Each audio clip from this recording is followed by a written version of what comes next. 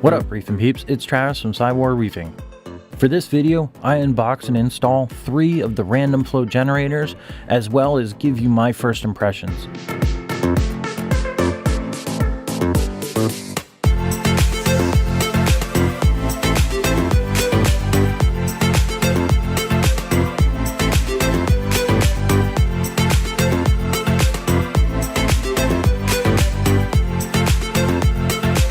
The other day I was hunting around bulk resupply and I came across an item I've been meaning to try out, the Random Flow Generator, or RFG.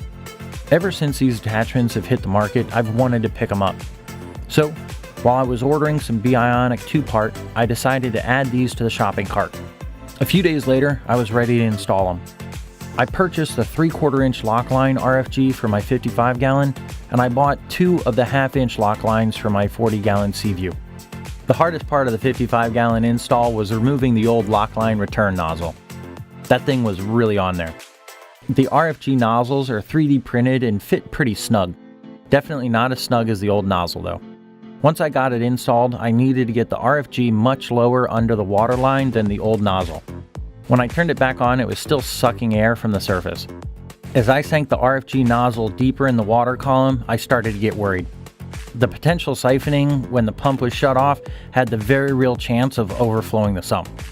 So once I had it at the point that it wasn't sucking air, I shut the return pump down and waited and watched. As the water level raised higher and higher, so did the lump in my throat.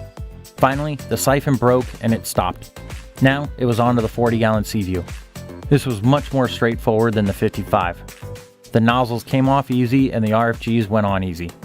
There must be some very slight variances in either the RFGs or the lock line in the 40 gallon C-vue because one of the RFGs fit a little loose.